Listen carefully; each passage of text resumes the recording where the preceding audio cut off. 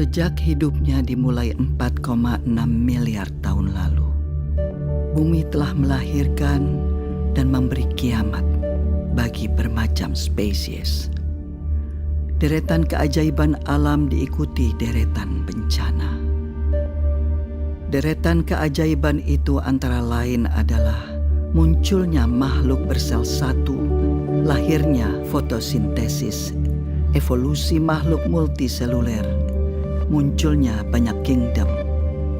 Jutaan spesies lahir, serangga, krustasea, ikan, amfibi, reptil raksasa, mamalia, hingga akhirnya genus Homo yang jadi nenek moyang spesies kita. Sapiens lahir 2,5 juta tahun lalu. Tapi semua itu diikuti dengan oksigen holocaust. Letusan gunung supervulkanik, meteor jatuh, kepunahan massal pertama, kedua, ketiga, zaman es, pemanasan global, zaman es mencair, kepunahan massal keempat, kelima, hingga akhirnya Homo sapiens.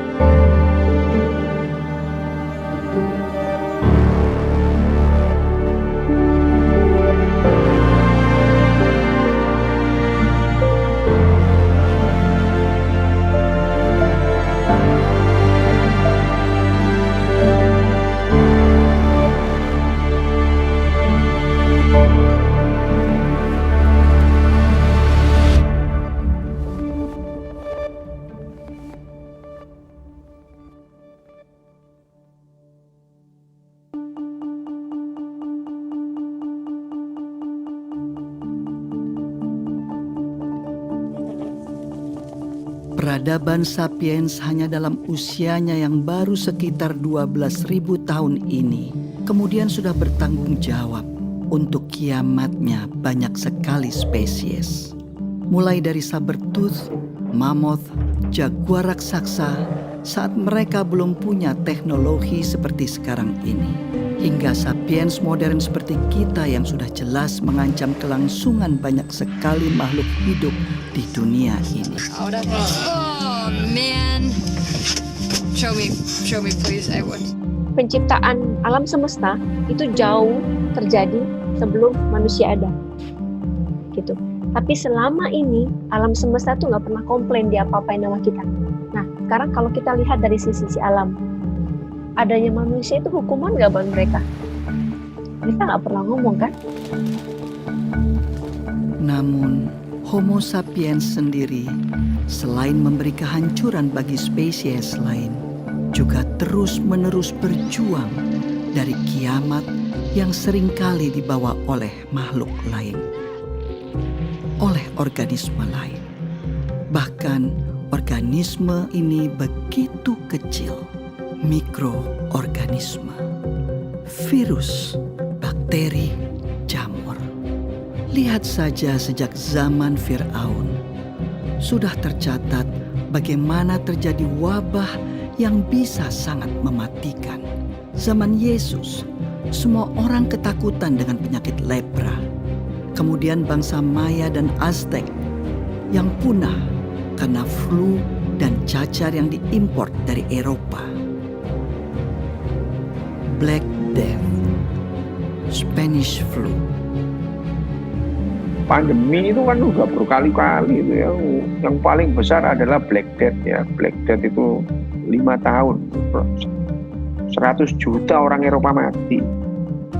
100 juta orang Eropa mati. Cacar itu ya membunuh 20 juta orang. Cepat atau lambat ya manusia juga punah juga. Dulu pernah nggak ada kok ya. Di bumi ini manusia pernah nggak ada. Jadi kalau suatu saat manusia punah, ya nggak apa-apa juga gitu ya. Kalau manusia itu unik ya, istimewa enggak seperti biasanya. Kita itu ya sama dengan spesies-spesies yang lain, sama dengan kambing, kecoa, kutu. Itu salah satu kehidupan. Just an animal, eh? Apakah kemudian dengan tingkat kecerdasan yang seperti ini manusia itu menjamin dirinya survive? Enggak, itu enggak. Kecoa itu ya, kecoa itu jutaan tahun masih ada. Itu. Kita belum apa-apanya kecoa itu kalau soal survivability. Tapi kan kecoa nggak bisa nyanyi. Itu adalah keunikan manusia. Apakah spesial? Apakah khusus? Apakah istimewa? Enggak, berbeda aja, cuma berbeda.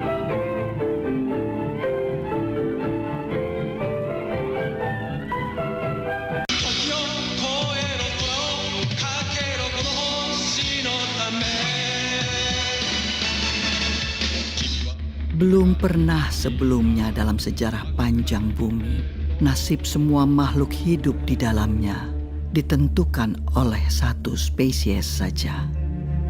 Kita, manusia. Ancaman nuklir, deforestasi, konsumerisme, agrikultur, eksploitasi lahan, eksploitasi hewan, modifikasi genetik, perburuan liar, polusi udara, polusi air, polusi tanah. Hingga sepertinya sudah tidak ada harapan. この地球はゴルゴムのものではない。人類の、いや生きる者すべてのためにこの地球はあるのだ。分かってくれ。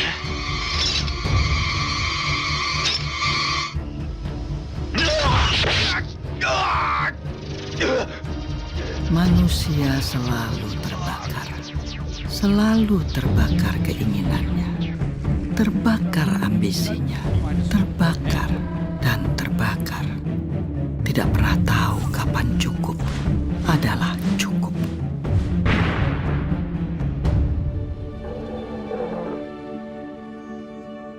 Tidak seperti seekor singa yang memakan satu zebra dan dengan damai membiarkan kawanan zebra lainnya lewat, tanpa panik memikirkan untuk mengisi kulkasnya.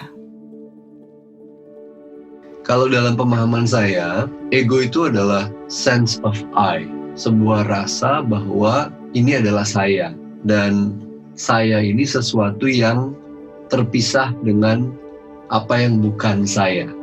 Insting untuk bertahan hidup itu menurut saya sudah ada di dalam organisme terkecil, bahkan makhluk satu sel pun punya insting buat bertahan hidup, apalagi manusia gitu yang terdiri dari 70 triliun sel ini gitu. Maka kita kemudian belajar untuk mengakumulasi aset sebanyak-banyaknya.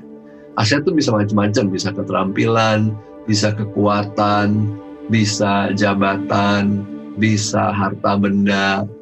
Karena itu bagian daripada insting buat bertahan hidup yang bilang bahwa karena hidup ini tidak pasti, tidak bisa diramalkan, dan beresiko, maka saya demi bertahan hidup harus mengamankan saya dan semua perpanjangan dari saya, anak cucu maksudnya.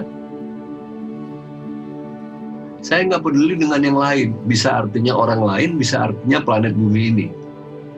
Sehingga ketika dia dihadapkan pada dua pilihan, yang satu pilihan yang tidak merusak lingkungan hidup, yang satu pilihan yang merusak lingkungan hidup, basis pemilihannya bukan merusak atau tidak merusak, tapi mana yang akan memaksimalkan potensi saya buat bertahan hidup. Dia tidak melihat lingkungan hidup adalah bagian dari saya. Kita nggak ngeh bahwa tubuh kita ini dibentuk dari apa yang kita makan dari planet ini. udara ini adalah bagian daripada planet ini yang kita hirup. Gitu. Tapi kita nggak lihat bahwa dia terkoneksi dengan kita. Bahkan dia jadi bahan pembentuk dari bagi badan kita. Makanya kita bilangnya saya dan ini lingkungan. Padahal sebenarnya dia sangat terpaut. Secara biologis, secara filosofis, sangat terpaut. Chinese health authorities are still working to identify the virus behind a That the mysterious pneumonia that had broke out in Kasus positif virus corona pertama di Indonesia. Ada 2. Let's take a look at the global pandemic numbers now. There are more than 1.7 million cases of COVID-19 around the world. The U.S. is reporting more than 200,000 deaths.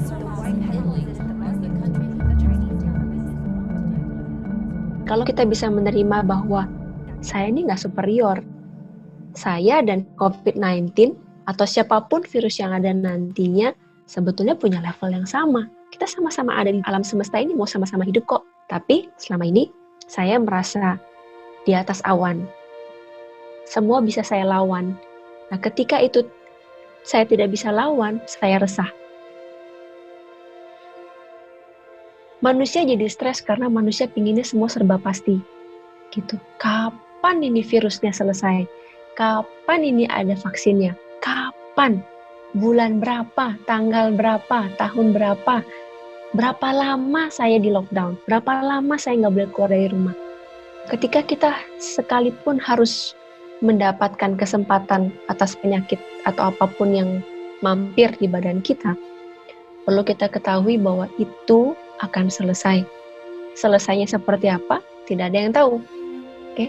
Kita harus belajar menerima uncertainty, harus belajar menerima ketidakpastian. Akhirnya ada jeda.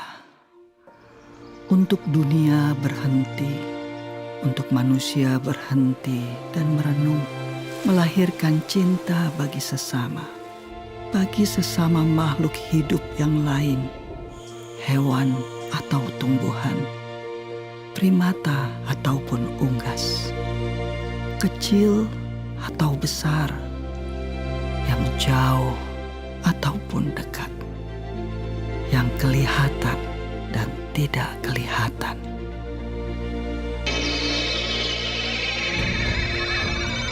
Virus COVID-19 ini sampai hari ini membunuh 120.000.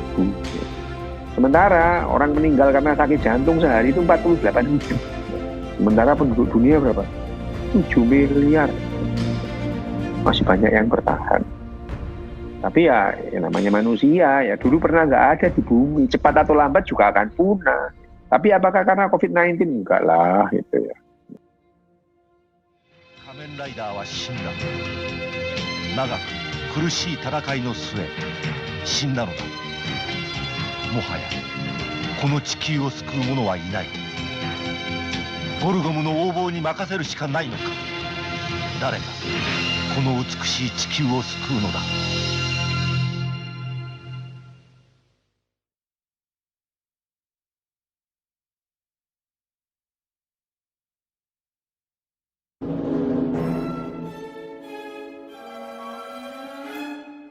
Sejak sejarah mulai tercatat, gangguan kesehatan mental manusia selalu lekat dengan misteri dan mitos.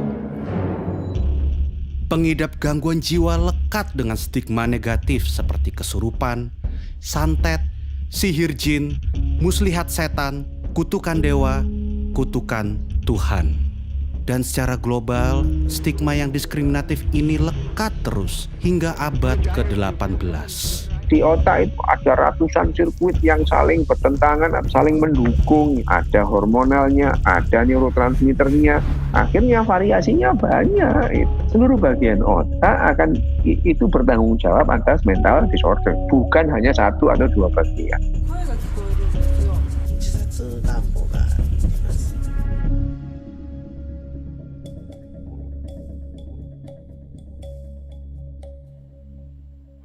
Kesehatan mental adalah faktor pembentuk cara manusia beraktivitas sehari-hari, pembentuk hubungan timbal balik manusia dengan lingkungannya, dengan hewan, tumbuhan, bahkan alam mineral seperti air, udara, dan tanah. Sebenarnya kesehatan mental yang tidak dikelola itu punya implikasi besar terhadap kesehatan fisik kita, karena yang namanya kesehatan psikosomatis dan penyakit kronis itu banyak terkait dengan psikologis juga. Informasi, berita, percakapan-percakapan yang saya terima, yang saya serap, dan akhirnya tubuh saya digest. Kita resah, kita sedih. Manusia sulit untuk beradaptasi dengan perubahan, apalagi jika terjadi secara spontan. Aktivitas-aktivitas yang sebelumnya tak pernah terpikirkan dalam otak manusia, sekarang menjadi agenda rutin yang harus dijalani. Otak manusia kaget, tubuhnya kaget, sistem sarafnya kaget.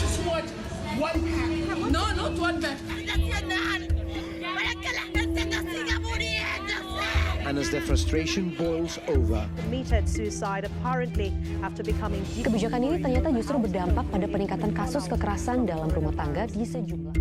Kalau kita bicara tentang nervous system, sistem saraf otak kita, ada dua yang penting, simpatik dan parasimpatik. Simpatik ini yang fight or flight, parasimpatik ini yang rest and digest. Simpatik ini tipe-tipe orang yang begitu terima berita, dia stres, dia langsung makan yang lebih banyak, atau dia langsung merasa ada ketakutan yang berlebihan. Di situ hormon stresnya akan naik. Kebalikannya, justru parasimpatik itu adalah proses di mana tubuh kita ada di tahapan healing atau penyembuhan. Ketika kita ada di level parasimpatik, stres hormon kita akan turun. Tekanan darah kita akan turun. Kita akan jauh lebih rileks. Nah, kalau kita pergi ke dokter biasanya, terus kita bilang, Pak dokter saya sakit. Apa yang dokter bilang pertama kali? Istirahat. The ability to accept time as an ally is usually called patience. Psiko artinya mental dan emosi, pikiran kita. Kalau dia terganggu, akan mempengaruhi neuro, keseimbangan saraf dan otak. Kalau keseimbangan saraf dan otak neuro turun, maka dia akan mengganggu keseimbangan endokrino, yaitu kelenjar dan hormon. Dan kalau kelenjar dan hormon terganggu, maka imuno, daya tahan tubuh akan turun. Jadi, kaitan ini memang sudah dianggap sebagai mata rantai. Jadi kalau kesehatan mental kita tidak terjaga, meskipun kita sudah melakukan tindakan lain seperti cuci tangan, physical distancing, dan lain-lain, daya tahan tubuh kita masih bisa turun, dan itu tetap riskan. Semua terangkum dalam pepatah Romawi kuno, mens sana in corpore sano, jiwa yang sehat di dalam tubuh yang kuat. Manusia kemudian belajar banyak hal untuk menyehatkan jiwa mereka. Banyak cara dilakukan manusia untuk menjadi tenang dan senang. Dan inilah salah satu penemuan umat manusia yang paling inovatif. Spiritualisme. Spiritual menjadi jalur evakuasi bagi manusia yang sedang didera oleh rasa cemas dan takut. Memberi pemahaman baru bagi manusia untuk berefleksi, memberi arti dalam hidup, saling berkumpul, dan menguatkan dalam saat-saat yang sulit. Amazing grace. Namun, apa jadinya saat kemudian setiap manusia tidak bisa lagi berkumpul dan berritual? Saat semua harus berdoa di rumah, harus beribadah di rumah, berpuasa di rumah. Allahu Akbar. God is most great. Sudah bertahun-tahun beribadah, ya pengajian, masa berkumpul memenuhi jalan kemana-mana. Ini Allah menghendaki kita beribadah secara khusyuk, secara tenang. Karena mungkin ibadah kita selama ini terlalu hura-hura, terlalu rame-rame, mendepankan emosi dan masa. Nah, dalam suasana Ramadan kali ini Allah menghendaki kita beribadah dengan khusyuk, beribadah dengan tenang, supaya kita bisa berdialog dengan hati kita yang mungkin selama ini hati kita abaikan, nurani kita pinggirkan, nggak pernah kita ajak bicara. Saat puasa ini Allah menghendaki kita berdialog dengan hati kita peduli dengan nurani kita peduli dengan batin kita. Self awareness itu penting, kesadaran. Sekedar mau forward sesuatu yang ada di WhatsApp group, dipikir kira-kira kalau saya forward ini apa yang terjadi ya, dipikir dulu gitu. Nggak langsung ada berita langsung forward ke grup, ke temannya, membuat kepanikan gitu. Kalau kita mau melakukan sesuatu, stop dulu, dipikir dulu sejenak gitu. Itu aja. Ketika satu orang bisa memiliki satu kesadaran penuh, satu orang itu akan mempengaruhi lebih banyak orang lagi. Itulah kenapa para nabi, para avatar Buddha, Yesus, Nabi Muhammad, dan lain-lain yang ada di sana, ketika bicara pada 10 orang, orang tersebut akan menerima. Sementara kalau ketakutan, ketika dia bicara kepada 10 orang, belum tentu 10-10-nya bisa menerima. Ada sedikit saja orang dengan penuh kesadaran, maka dunia ini akan terbantukan.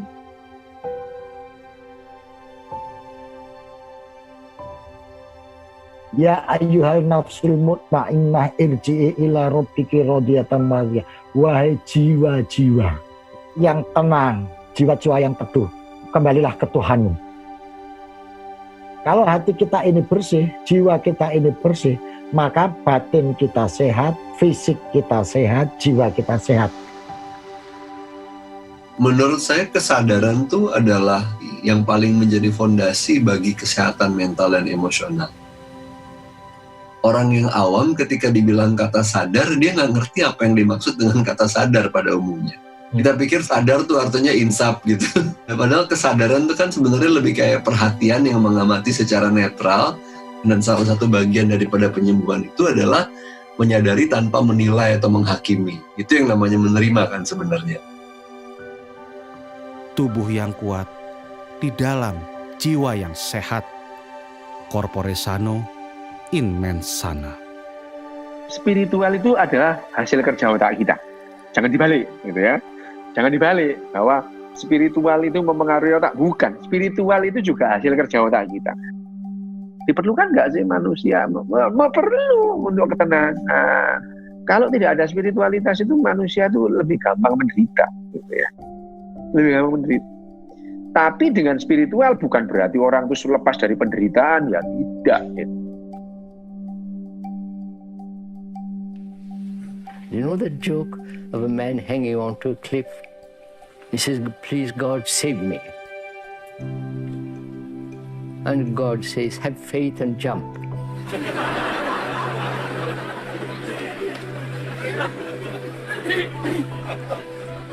And the man who is hanging on to the cliff, he says, "Isn't there somebody above that still?"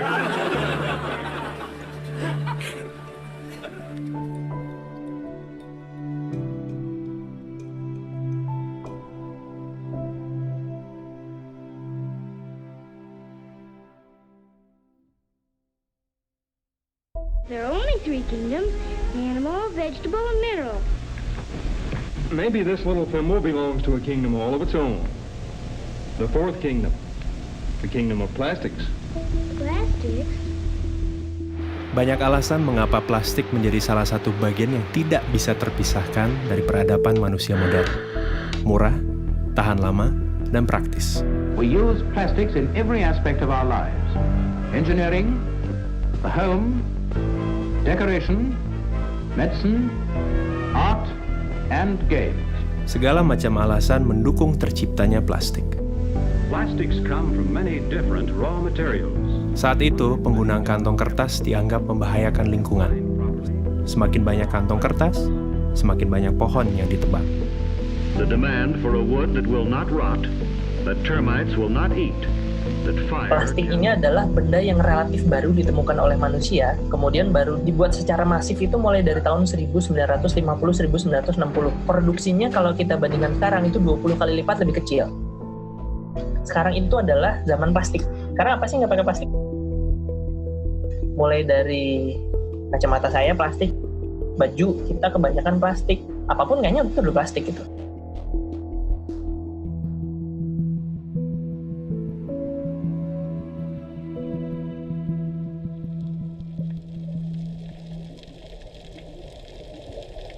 Seiring waktu, plastik yang awalnya adalah barang substitusi untuk menyelamatkan lingkungan berubah menjadi polutan.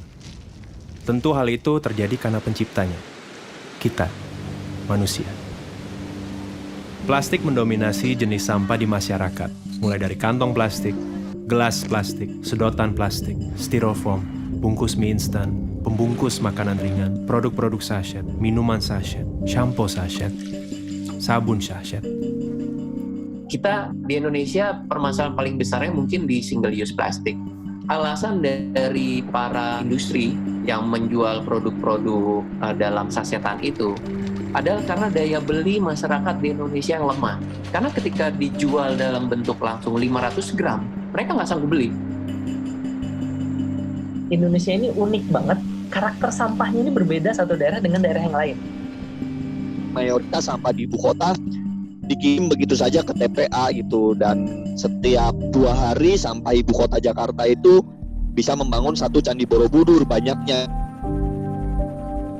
Sifatnya yang sangat sulit terurai, pelan-pelan menjadikan plastik sebagai penghuni tetap bumi.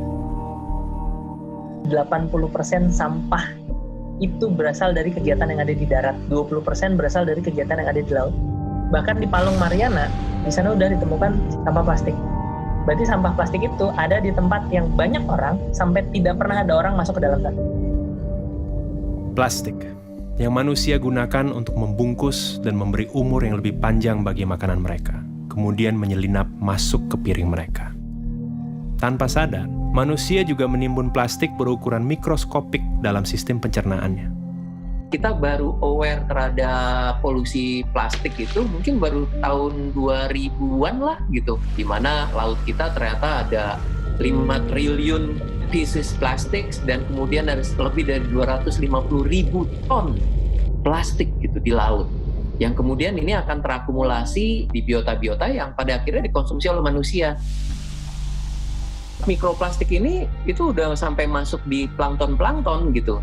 Zooplankton dimakan oleh ikan yang lebih besar, kemudian ikan yang kecil itu kemudian dimakan sama yang lebih besar lagi, pada akhirnya ditangkap oleh nelayan kita, dan kemudian ada di pasar ikan kita, pada akhirnya ada di meja makan kita gitu, ikan itu gitu. Nah kalau misalnya ini sudah dimakan, itu justru malah lebih bahaya. Ada yang namanya nanoplastik lebih kecil dari 1 mikron, itu bisa langsung masuk ke saluran darah. Bila itu terjadi, bisa masuk ke saluran sistem saraf pusat, dalam hal ini adalah otak. Manusia mulai sadar, bom waktu bernama plastik sudah berdetak sejak awal diciptakan. Mereka mencari cara untuk menjinakkan bom waktu ini, atau setidaknya melambatkan waktu. Yang justru harus kita lakukan adalah kita mencari bahan pengganti yang kuatnya sama seperti plastik, yang fleksibelnya sama kayak seperti plastik, tetapi dia ramah lingkungan. Dari 7 spesies plastik yang hanya bisa di-recycle tuh hanya 2. Nah, ketika itu kotor, jorok, 1 kontainer yang ternyata tercemar oleh bahan yang tidak bisa di-recycle, akhirnya nggak bisa di-recycle gitu. Ends up-nya di penimbunan gitu, pembuangan sampah, karena nggak bisa di-recycle.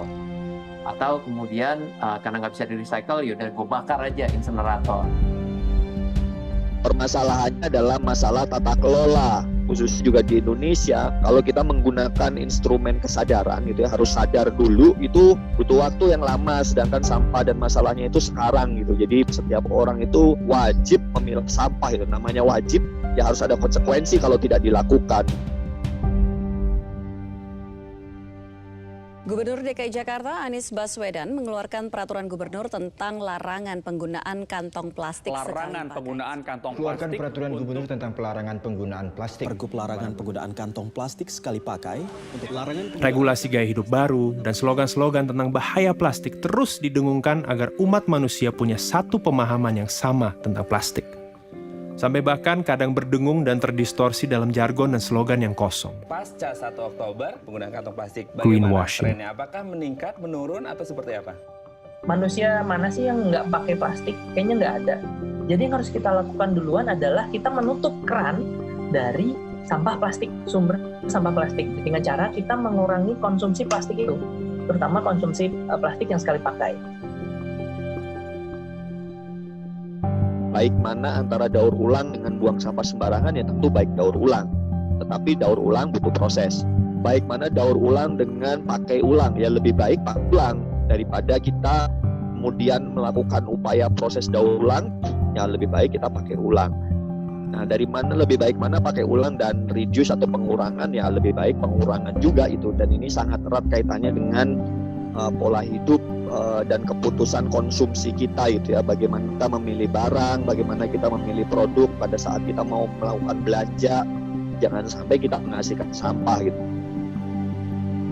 Tahun 2050 kita akan susah-susah kemana-mana, kita ngambil ikan, dibuka isi perutnya isinya plastik, yang ujung-ujungnya itu karena kita. Makanya kita harus berbuat sesuatu supaya sampah plastik ini tidak kembali lagi ke manusia. Yang paling bagus ya, saya akan menjaga lingkungan karena lingkungan ini akan kita wariskan ke anak cucu kita, ke keturunan kita. Pilihannya ada di kita.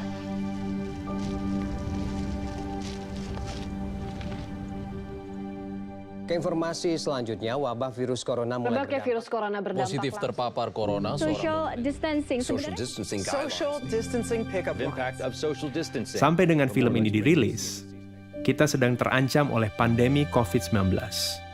Pandemi membuat manusia mengambil jarak dengan sesama, juga dengan plastik.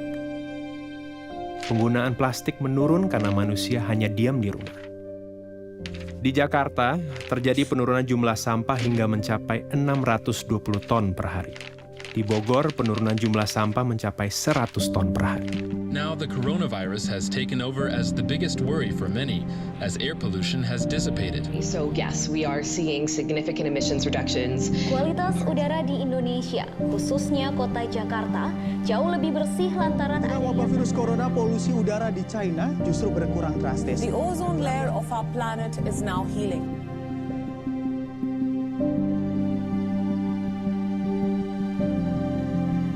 Namun bagaimana setelah pandemi ini usai? Nah, kalau saya berpikir, nanti kalau saya sudah mati, kemudian nanti ditanya malaikat, kamu dulu ngebuang sampah berapa banyak nih? Ini akibatnya loh, nanti jangan-jangan dikasih lihat, oh ini sampah yang sudah saya buang sembarangan ke sungai, nanti dimakan sama ikan ini. Waduh, kayaknya dosa saya banyak nih.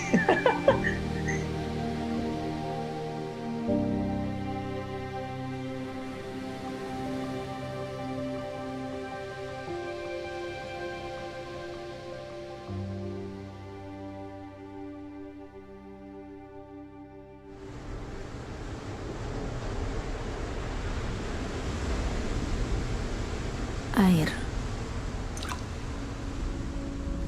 Dalam satu tetes air, ada berjuta kehidupan, berjuta bentuk.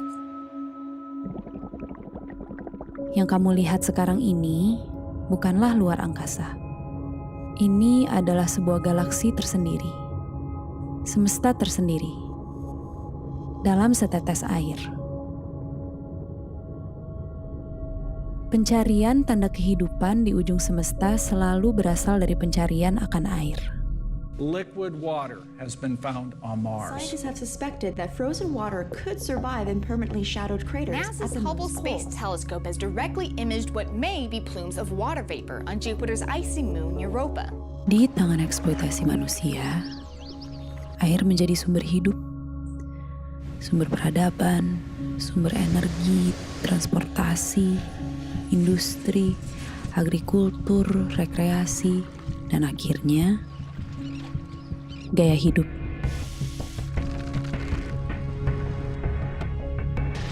Melihat yang baru, kemudian dengan teknik fotografi secara visual menarik gitu ya.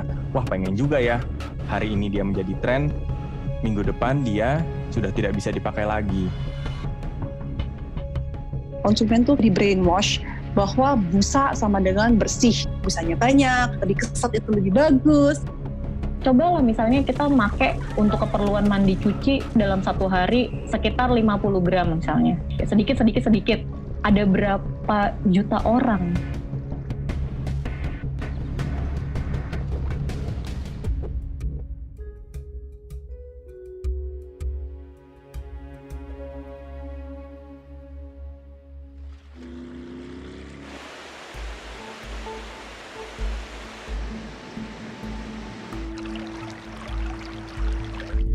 Air yang kita anggap akan dan selalu ada, bukanlah sesuatu yang selalu ada dan berasal dari bumi. Air berasal dari luar planet ini. Dari meteor-meteor yang dinamakan carbonaceous chondrite yang kaya akan H2O dan karbon. Meteor dan asteroid es yang kaya akan air ini dalam sistem tata surya terbentuk di luar batas leleh matahari. Dan selama proses penciptaan bumi, terus datang dan bertabrak-tabrakan dengan bumi. Jika kita perhatikan baik-baik, laut, atmosfer, dan segala yang ada di lapisan terluar bumi ini sangat tipis dibandingkan dengan mantel dan inti bumi. Jumlah air sangat sedikit dan terbatas, terutama jumlah air tawar dan air bersih. Bayangkan, hadiah yang sangat langka dari semesta untuk bumi ini. Hadiah berupa air, berupa kehidupan.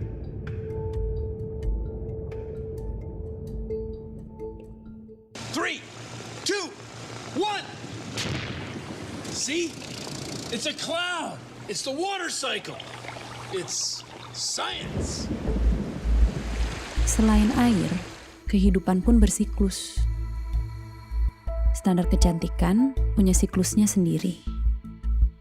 Standar tubuh yang ideal, kulit yang ideal, wajah yang ideal, penampilan yang ideal, pakaian yang ideal.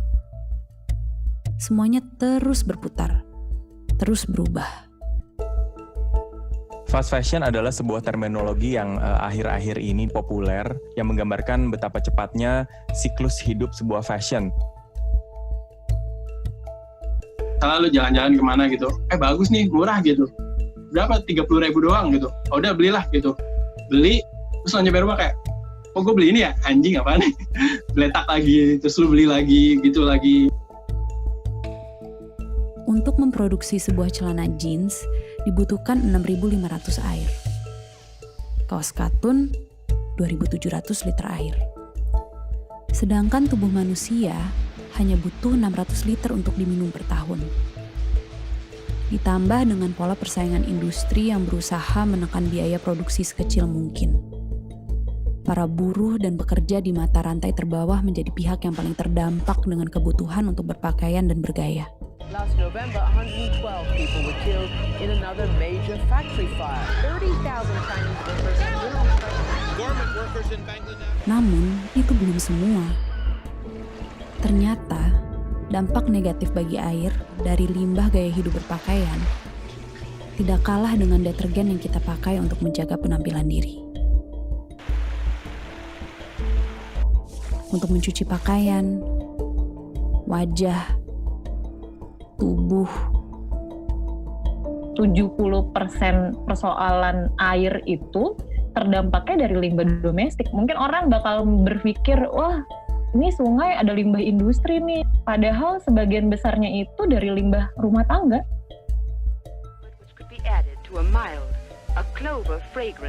SLS adalah bahan kimia yang wajar ditemukan di dalam kandungan produk-produk pembersih dan kecantikan. Beberapa penelitian mengaitkan kandungan ini dengan resiko kanker, iritasi kulit, dan pencemaran lingkungan. Senyawa ini biasanya ditambahkan di sabun atau di skincare gitu ya, menghasilkan busa gitu. Jadi dia bisa membilas kotoran, bahkan minyak. Other kind can give you you never in all your dishwashing life. Bisa aja sabun yang nggak ada busa dan bersih. Pelan-pelan tuh konsumen itu kayak di brainwash bahwa sabun makin banyak bebusanya itu tuh makin bersih. Padahal it's actually not true. Busanya ini nggak mudah degradable, kayak masuk ke water stream kita, masuk ke sewer dan yang lain-lain. Ini yang menjadi problem. Nggak pernah kepikiran kan, selama ini kita pikirin fokusnya di packaging, di plastik, dan segala macam. Tapi ternyata ya nggak kelihatan itu loh yang udah disiram masukkan ke selokannya itu yang kita nggak pernah nggak pernah pikirin gitu kan. Ternyata itu dampaknya tuh jauh luar biasa, lebih gila lagi.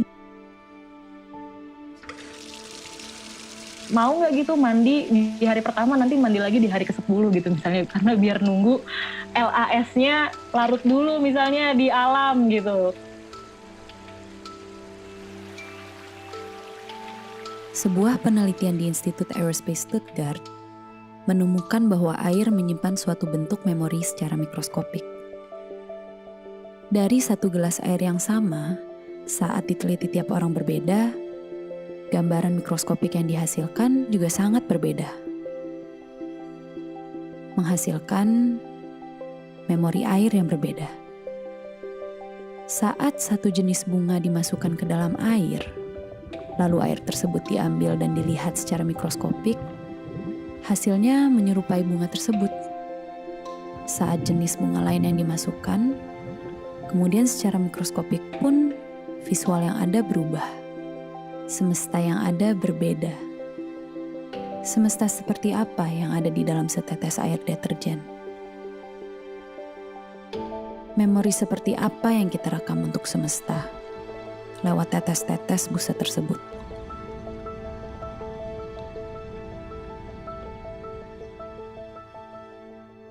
So we pour our waste chemicals and detergents into our rivers. Suds may or may not have been valuable in a kitchen sink. In a river, they can be lethal, killing the plants and the fish.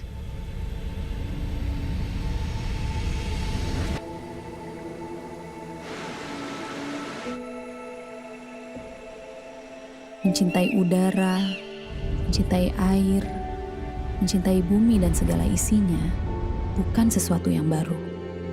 We shouldn't so exploit natural resources that we destroy them. Common sense, you might think. Sejak tahun 90, istilah upcycle muncul dan populer. Upcycle yang berarti memanfaatkan barang-barang bekas untuk memberi nilai yang lebih, mengupgrade gerakan recycle yang hanya sekadar mendaur ulang. Upcycle mengajak kita kembali mengingat cara hidup nenek dan kakek kita, yang penuh pertimbangan, tidak boros, yang penuh kesadaran dalam konsumsi. So she takes her time and sees that everything she gets is fresh and good.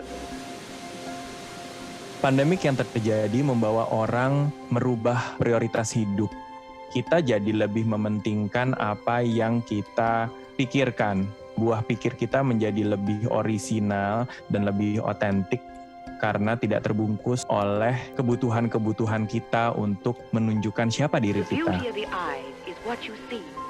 Yang tadinya tidak bisa keluar rumah kalau tidak pakai baju merek ABC dengan parfum ABC dan makeup ABC, sekarang menjadi lebih simple untuk menyikapi dirinya gitu. Prediksi 10 tahun ke depan tuh orang lebih memilih merepair atau merenew atau memperbarui bajunya dia yang udah ada dibandingkan dia beli baju baru. Tempat gua aja itu kan tukang jahitnya dekat pasar, ada kain sisa di sana. Kalau misalnya tuh kain kagak diambil, itu diambil sama tukang bakso, sama tukang soto yang ada di pasar Kebayoran Lama. Itu buat lap gerobak, selesai itu dibuang. Terus akhirnya gue kesana, itu gue ambil, gue bawa pulang. Terus gue olah di rumah, gue potong-potong, gue komposisiin. Itu gue oper lagi ke abangnya. Terus nanti dia yang ngejahitin. Jadi kayak secara nggak langsung tuh kain sisa dari tempat dia yang nggak kepake. Itu bisa ngasilin duit buat dia. Kesadaran tentang kosmetik fair trade dan ramah lingkungan sudah dimulai sejak tahun 70-an. To seek out only natural, sometimes crazy-sounding ingredients. Bananas for her shampoos, mud creams from India. Dan walaupun pada akhirnya para pelaku kosmetik fair trade dan sadar lingkungan terus tergilas roda industri, jejak perjuangan kosmetik ramah lingkungan terus tumbuh. memang ada drawback-nya. Karena dari segi harga itu jauh banget bedanya. Kayak SLS itu kan murah banget, mungkin sekilo 10.000, 20.000. Nah, sedangkan kalau bahan-bahan natural itu sekilonya bisa juta-jutaan gitu. Jadi harganya berkali-kali lipat. Solusi itu bukan di produk, 80% solusi itu dari dalam diri kita sendiri. Dan itu semua mulai dari pikiran. Jadi yang sudah kita lakukan ini sebenarnya adalah memilah. Kita terlalu banyak memilah sehingga kita tidak tahu bahwa keseharian kita itu sebenarnya juga merusak lingkungan. Fast fashion, slow fashion, sustainable fashion, semuanya adalah berbagai bentuk pilihan. Di satu pihak, fast fashion juga dibutuhkan karena ada orang yang tidak bisa membeli barang-barang slow fashion karena kebanyakan slow fashion harganya juga tinggi. Apakah kemudian berhenti membeli kaos? Nggak juga. Bukan industri yang harus dicolek, tetapi diri kita dan mindset kita yang harus dicolek. Butuh nggak sih lo kaos? Lo kan kaosnya udah banyak. Akan memberikan sebuah value nggak untuk diri lo? Karena sebenarnya, kalau buat saya, mencipta fashion itu adalah memberikan solusi. Menjadi sebuah titik bersyukur pada diri sendiri. Air itu seperti cerminan sih. Apabila dia hidup bersama dengan manusia-manusia yang memang baik, itu artinya kita sadar secara utuh esensi hidup seperti apa, maka air yang ada di dekat kita tuh pasti akan baik kualitasnya. Itu cerminan. Di tengah rumitnya permasalahan pencemaran air, pemanasan global, kualitas hidup para buruh, konsumerisme dan industri, serta berbagai macam keruwetan yang kelihatannya sangat kompleks. Mungkin kita bisa memulai perubahan yang sangat nyata dengan cara yang sangat sederhana. Lewat gaya hidup, lewat pakaian, dan sabun.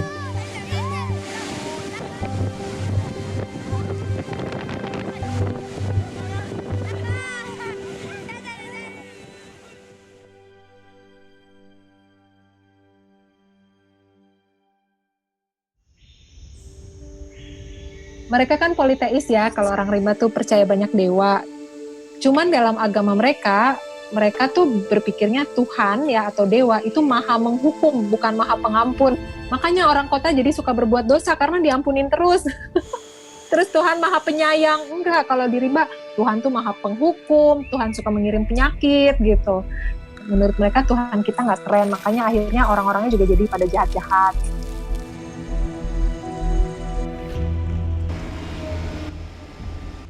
Bunuh diri, kalau kita tidak menjaga hutan kita itu bunuh diri, dan udah kelihatan kan sekarang. Pendidikan di sekolah sekarang ini nggak memberikan awareness ke kita bahwa kita ini benar-benar ada di ujung tanduk gitu loh. Kita ini sebenarnya lagi menghadapi kepunahan massal gitu loh. Sekolah dan sistem pendidikan di Indonesia nggak memberikan awareness tentang itu.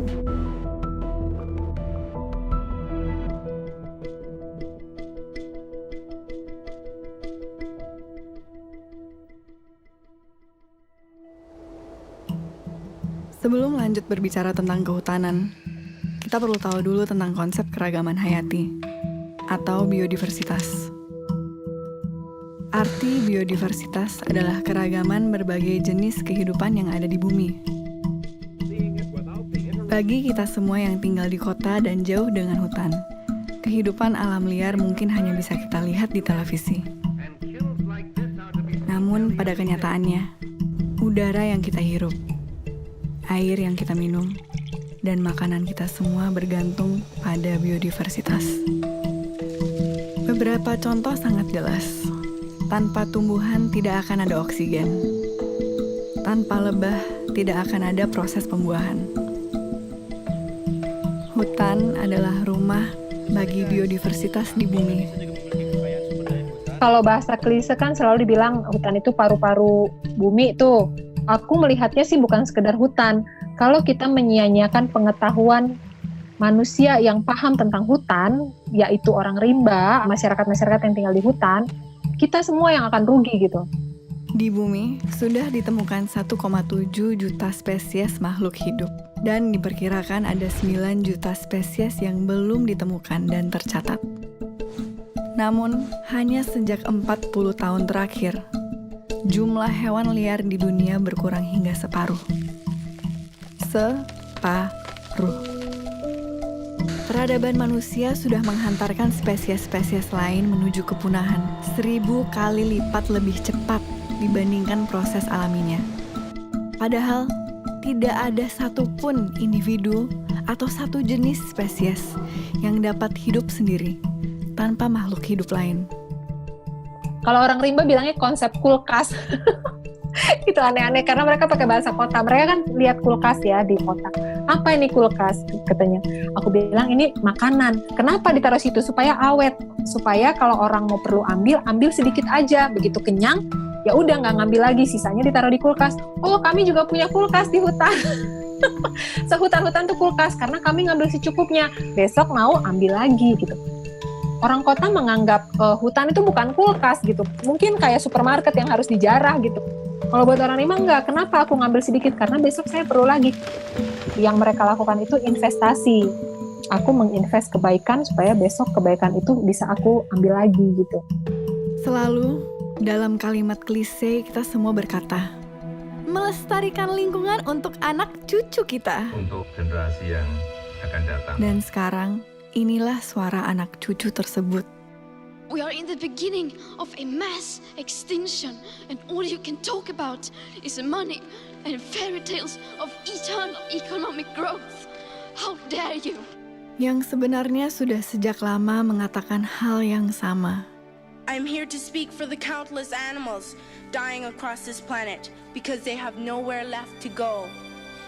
And now we hear of animals and plants going extinct every day, vanishing forever.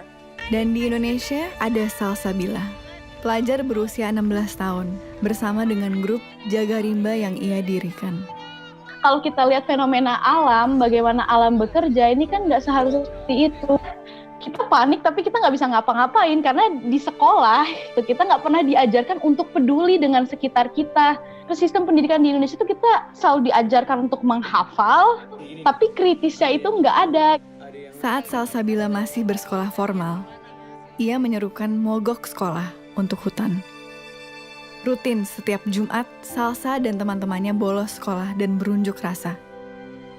Hingga akhirnya ia memutuskan untuk keluar sekolah, homeschooling, dan menggunakan waktu yang ia punya untuk hutan dan lingkungan. Mogok sekolah untuk hutan pertama kali itu tanggal 13 Januari 2020. Waktu itu aku bolos sekolah. Langsung ke KLHK pagi-pagi.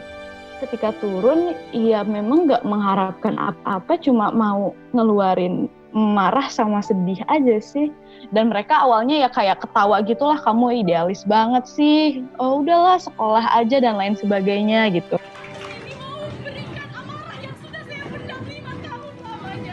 Sebetulnya kalau mau ke sekolah itu konsepnya Greta itu ya. Saking keselnya dia terhadap situasi yang ini kok hanya ngomong aja ini para pakar dan semua ini ya. Nah, tapi kalau di Indonesia itu tidak perlu dilakukan, justru minta waktu kepada sekolah untuk menyampaikan pesan-pesan mereka, tidak justru meninggalkan sekolah.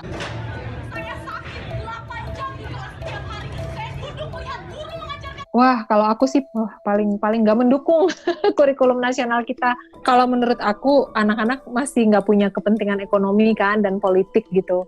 Sebenarnya kan setiap anak lahir sebagai saintis tuh, punya keingintahuan yang besar, punya daya kritis yang tajam, budaya dan pendidikan yang menghancurkan mereka kan.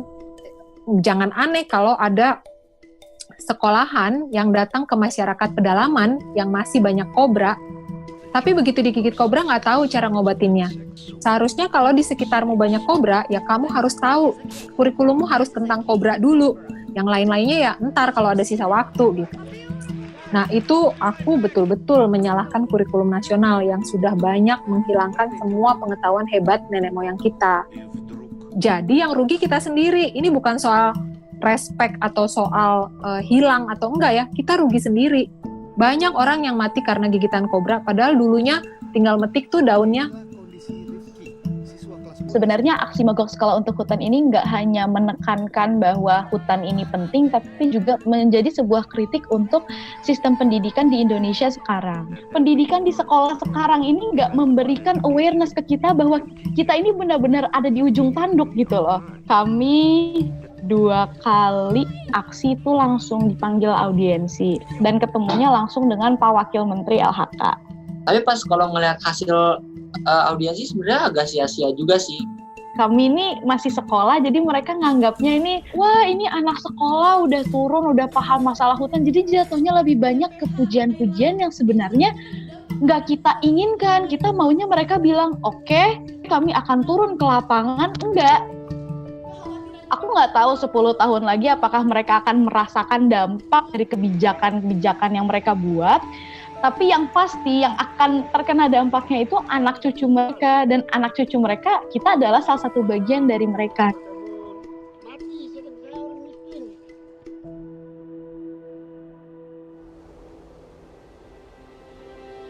Hutan yang damai juga rupanya menyimpan koneksi yang kuat dengan patogen. Kebanyakan patogen tidak berbahaya bagi penghuni hutan, karena mereka telah melalui proses evolusi bersama di hutan. Namun, kemudian menjadi sangat berbahaya saat bertemu dengan manusia kota. HIV, Zika, malaria, Ebola, Nipah, semuanya berasal dari daerah perbatasan hutan yang digunduli.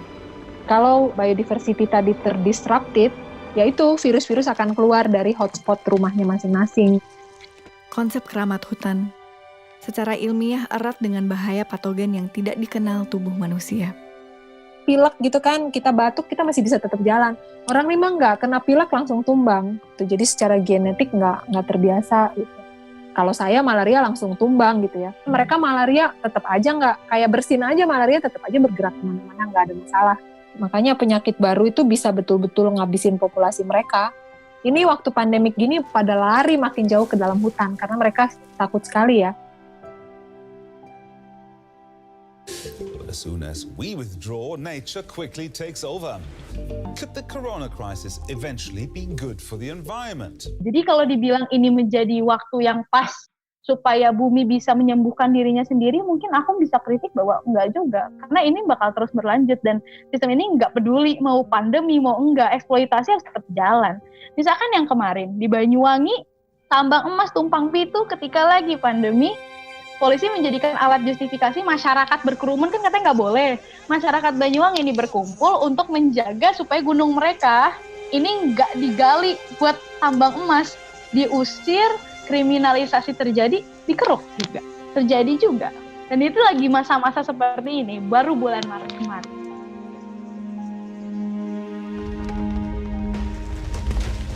Rusaknya biodiversitas juga berpengaruh langsung pada perubahan iklim dan global warming. Dan permasalahan biodiversitas ini lebih gawat, karena saat suatu spesies punah, tidak ada jalan untuk mengembalikannya. Namun, kita semua bisa berperan langsung untuk mencegah hal itu. Pengundulan hutan selalu dilakukan dengan alasan agrikultur, membuka lahan peternakan, terutama sapi, minyak sawit, industri kayu, pertambangan, batu bara. Ini adalah produk-produk yang kita konsumsi setiap hari, non-stop. Minyak sawit ada di hampir semua makanan, mulai dari minyak goreng hingga coklat, bahkan dalam sampo dan sabun. Hewan ternak membutuhkan konsumsi pakan ternak yang dihasilkan dari proses agrikultur yang masif. Kayu menjadi kertas, furnitur. Batu bara menjadi listrik yang setiap menit kita konsumsi dengan rakusnya. Dalam semua komponen smartphone dan benda elektronik yang kamu pakai untuk menonton film ini, ada jejak industri pertambangan di sana. Dengan memilih dan mengkonsumsi produk makanan, sabun, dan sampo alternatif, hemat dalam menggunakan kertas, mengurangi konsumsi daging, hemat listrik, efektif memakai gadget, buka wawasan, tonton film dokumenter tentang lingkungan, bahkan sesederhana mengurangi makan gorengan, sudah merupakan kontribusi nyata dalam mencegah pengundulan hutan. Secara langsung, kita menyetop kepunahan massal hanya dengan merubah pola pikir kita. Jadi jangan lo ngerasa lo pinter, karena sebenarnya bagaimana orang rimba melihat kamu harusnya malu loh dengan cara hidup kamu yang seperti itu. Berpikirnya terbalik gitu. Lalu orang seperti ini dari Jakarta datang ke saya di Rimba, mengajari saya cara hidup yang lebih baik gitu ya, bilang saya bodoh, sok-sok ngajarin saya apa yang mau saya contoh gitu. Di mananya saya bisa kagum sama kalian kalau kalian cara hidupnya begitu.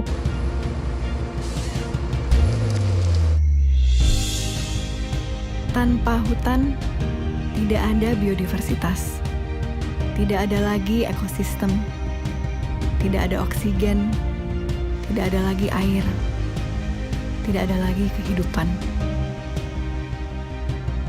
Bumi ini bukan sekedar batu besar berpenghuni yang berputar mengelilingi matahari.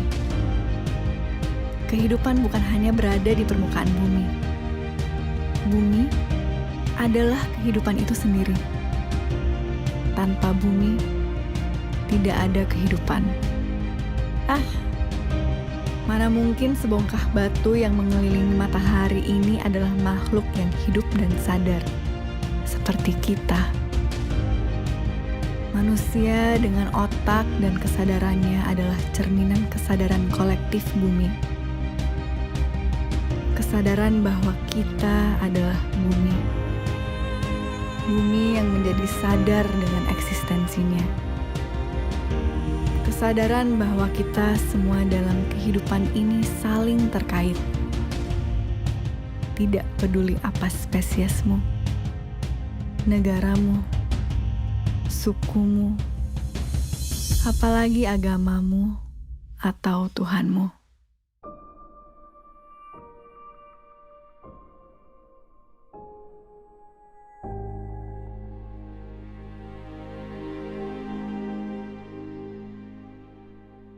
You know, I didn't know that we were actually like rich until maybe I was in my mid-20s.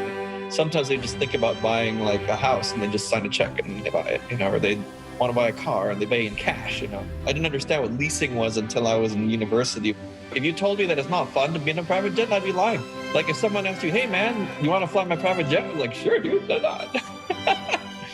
I also thought like, it's like, why is it that they have like a 7 Series BMW and a 5 Series and a 3 Series? Like, why don't you just buy the best, you know? It's like, why bother with something cheap? That took a while for me to understand, to be honest with you.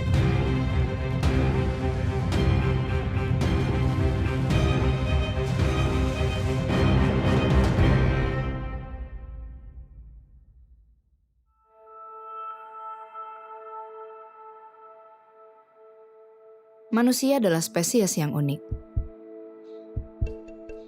Mungkin secara sepintas, kita menganggap otak yang besar dan daya intelektual yang tinggi adalah sesuatu yang membuat kita istimewa. Namun, keunikan manusia yang paling utama adalah kemampuan kita sebagai spesies untuk membangun sebuah kesadaran kolektif, untuk membangun sistem. Mulai dari sistem suku, agama, birokrasi, kerajaan, kapitalisme, demokrasi, pasar saham, bahkan media sosial. Sistem diciptakan secara kolektif. Namun ironis, dalam sebuah sistem selalu akan ada mereka yang berada di atas dan mereka yang berada di bawah. Ada yang kaya, ada yang miskin. Ada yang populer, banyak yang tidak. Dan semua manusia yang berada dalam sistem tersebut akan selalu menjadi bagian dari perlombaan untuk mencapai puncak. Menjadi yang paling berkuasa, menjadi yang paling kaya, menjadi yang paling populer, dan berharap menemukan bahagia di sana. Kalimat klise, uang tidak membawa kebahagiaan, terdengar sangat naif. I went to Stanford and I grew up in a lot of very good schools in San Francisco. But when I went back to Indonesia and I want to understand people, just the way that you want to interview me in Indonesian and I can't. I probably lived about 20 years of my life in the family business, just basically being a puppet of my parents. And a lot of people probably look at me and say like, hey, I'm really lucky, I'm born into a rich family. I could have whatever I want, and my family is very influential, so I should have it good. Like all the doors should be open to me. I should be happy, I should be lucky. The part that really made me feel sad was I wasn't happy. And and I can't talk to anybody about it, because if I talk to anybody, they say, hey, you should be happy, because look at you compared to everyone else. One of the things that's hard about being in a family that has, a lot of status and power is that you can't really talk to anybody, because you're told that you have to be careful, it's lonely actually being in this position. And as I talk to other peers in different families, of similar background, I know many who feel the same way. It's a common thing. It's not just something to do with me.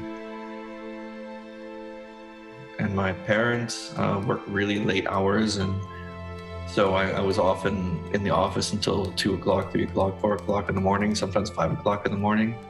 Nothing I did felt was right in front of their eyes.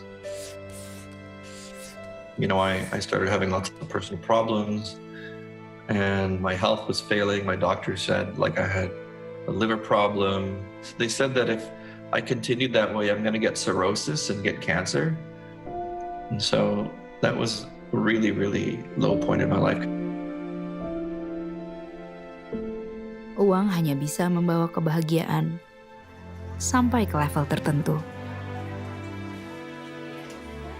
Korelasi tingkat kebahagiaan berpengaruh erat dengan uang, karena akan sulit untuk hidup bahagia saat kebutuhan dasar, pendidikan, kesehatan, dan rasa aman belum terpenuhi.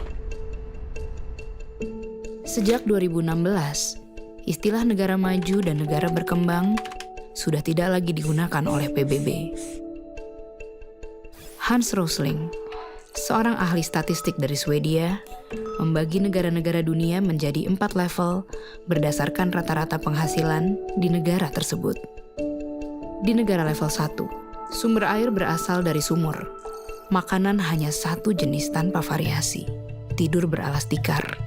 Alat transportasi adalah kaki. Di negara level 2, mulai ada variasi makanan. Mereka bersepeda dan tidur di atas kasur. Di negara level 3, pilihan makanan semakin variatif. Mereka bersepeda motor, berekreasi, dan mulai masuk pendidikan tinggi. Di negara level 4, mobil adalah kendaraan sehari-hari. Rekreasi dan perjalanan dengan pesawat terbang adalah kewajaran. Konsumsi energi tinggi, konsumsi protein tinggi. Lewat data statistik ini, kita bisa melihat seluruh negara bergerak menuju kemakmuran, menuju level 4. Di tahun ini, Indonesia sudah berada di level 3. Satu level dengan Cina, Brazil, dan Meksiko. Namun tingkat kesejahteraan umat manusia berbanding terbalik dengan kesejahteraan bumi. Semakin tinggi level kemakmuran suatu negara, tingkat konsumsinya juga meningkat. Jejak karbon yang dihasilkan juga meningkat. Jejak karbon adalah total emisi gas karbon yang dihasilkan dari proses konsumsi kita, lewat bahan bakar, produksi barang-barang manufaktur, material, kayu, jalan, pembukaan lahan, bangunan, transportasi, dan satu yang paling krusial, konsumsi makanan.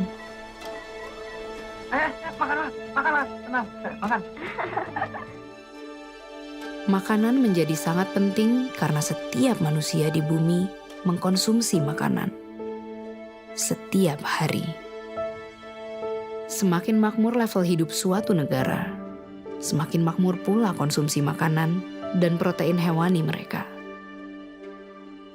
Sekitar 70% dari seluruh freshwater atau sumber air bersih itu sebenarnya kita kasih ke peternakan hewan. Satu beef burger itu tuh membutuhkan 660 galon air.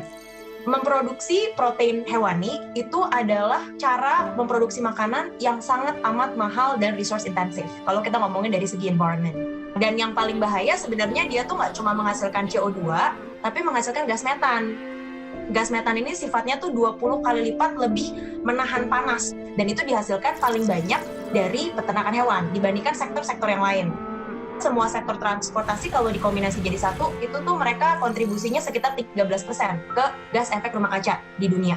Sedangkan 18% yang lebih besar itu datang dari peternakan hewan. Vegetables, roots, herbs, and berries. Oh, no. Oh, yes. Look, Blanche, I'm a big man. There's a lot of me to feed. Here, I can't live on this stuff. Oh, no? What about an elephant? Now you're talking. I'll have mine medium rare.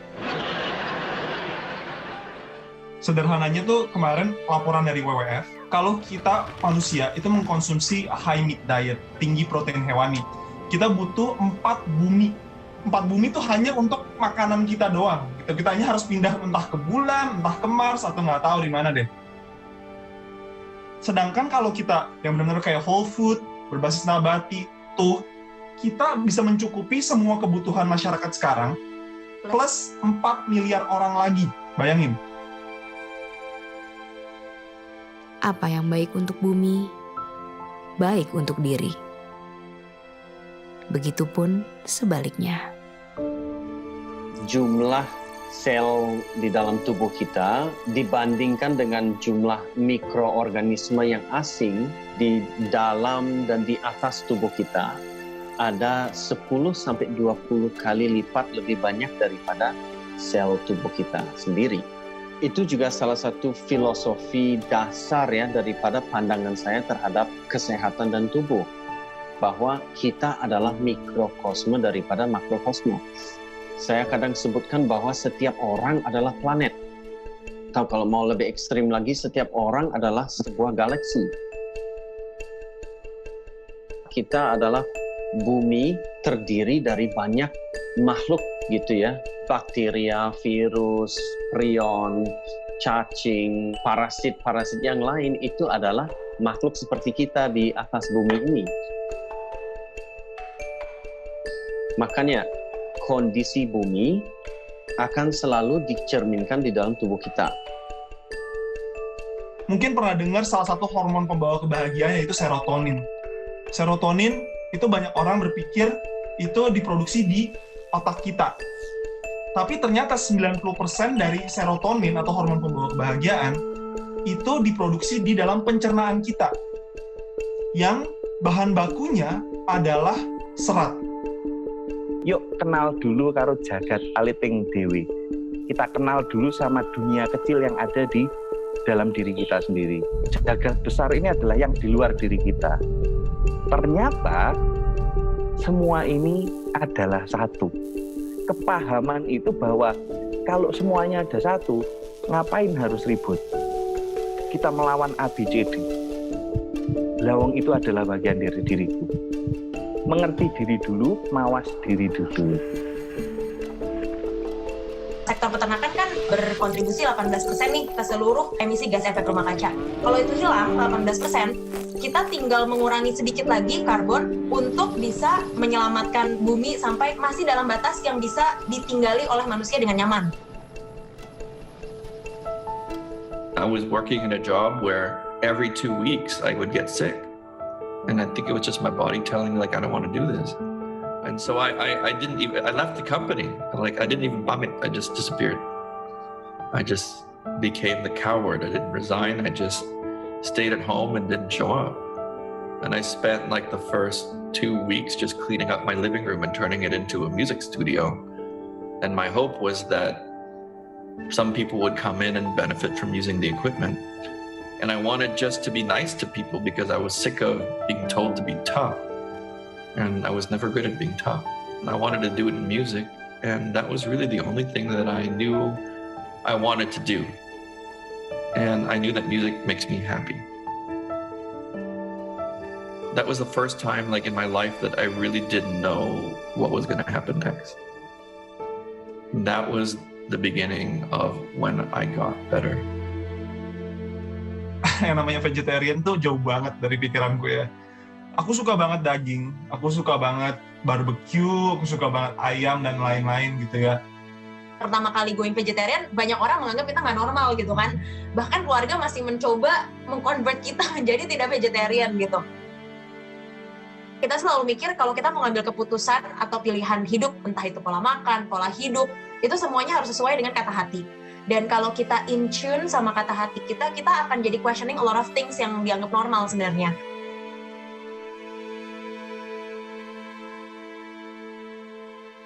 I was always listening to my parents in my mind. I was listening to my logic. Now I listen to the quiet voice. But it's a very soft voice. It never screams. It's a quiet voice. Suara hati itu dia berdiri sendiri dan dia ngeluruk tanpa bolong. Dia nggak punya rombongan. Nggak ada rombongan cemburu, nggak ada rombongan si takut, nggak ada rombongan khawatir, nggak ada. Stop. Just look at the mess you've made. Dan suara hati ini selalu tepat. Jawaban dari alam semesta yang murni, yang tidak difilter dengan pikiran kita. 3 years of faith with my heart, but I know now that there's a chance that I could make a living from that. And that wouldn't have happened if I wasn't listening to my heart and recognizing that if I do, then for sure miracles happen. Very clear. And then my parents, they don't say anything and suddenly they show up at the concert. Within 3 years, our team won 3 Emmy Awards. We won Best Pop Album. We won Best Jazz Album. We won Best of the Best. Ini kan perjalanan, Tok. Nerimo ing pandum, menerima apa yang sudah ada dan diberikan dan terberikan untuk. Bersyukur itu adalah sikap seperti itu, nerimo. Kita bersyukur untuk segala sesuatu, bukan pasif. Banyak orang, ya sudah ini kita nerimo, ada orang buang sampah. Kita buangin kalau perlu. Apa yang setidaknya kita bisa lakukan, kita lakukan. Asal kita tetap mengacu sama sebenarnya pola makan nenek moyang kita. Sebagian besar itu berbasis nabati, dan kita nanti akan bilang 90% ke atas idealnya. Dan sisa 10%-nya itu masih protein hewani, ini masih menjadi pola makan planetarian. Ya, bukan vegetarian, bukan vegan, bahkan kita nggak usah ngomongin plant-based, tapi kita ngomongin pola makan ramah lingkungan. Pola makan planetarian. Ini tuh sebenarnya pola makan yang sesuai dengan anjuran dari climate change scientist. Kita actually bisa mereverse climate change dengan mengganti pola makan kita secara kolektif. Sebenarnya kuncinya nggak apa-apa dilakukan imperfectly, tapi dilakukan collectively.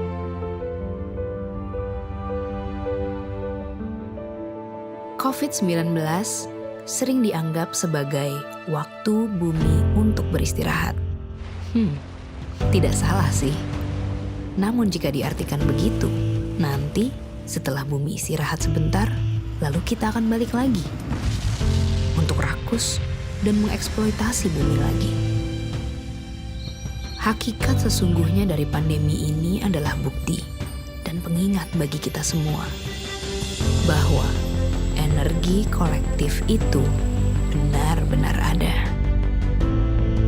Lewat setitik virus yang sangat kecil, kekacauan global bisa terjadi. Lewat setitik perbuatan kita, baik yang dilakukan dengan penuh kesadaran, maupun yang teledor, sekecil apapun itu, akan punya efek bola salju yang sangat nyata bagi semesta ini. Saat semua orang berhenti dan diam, mendengar suara hati masing-masing, dan kemudian dengan penuh kesadaran bertindak, kita benar-benar bisa memulihkan bumi ini. Kesembuhan bumi itu benar-benar nyata kalau setiap orang mau untuk ikut ambil bagian. Di di semua bidang kehidupan setiap hari. Kita hanyalah setetes air di samudera, hanya setitik debu kosmik.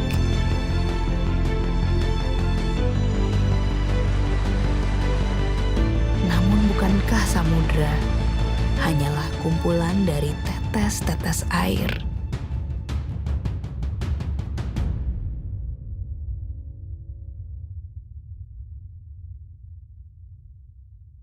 Ibu bumi, Bapa angkasa, mangku bumi, mangku angkasa, ingsun ngadeg setengahing jagat, manunggaling kawula Gusti.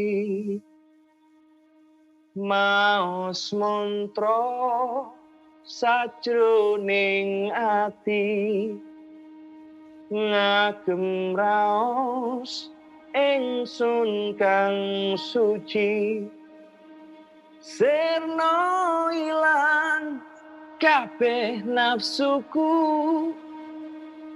manembahku Ibu bumi. Tetep tatap semangat juangku, ladu murup ing jero dodoku, walang saseh dadi kemoku, puswa mataya langgeng kesanmu. Ingsun ngadeg setengahing jagat, manunggaling kawula Gusti.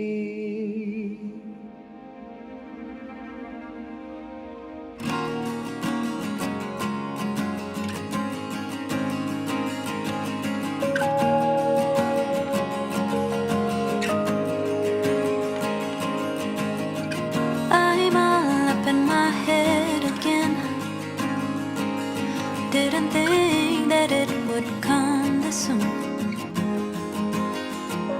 Yeah, and although the sun will rise again, oh, I just wanna be on my own.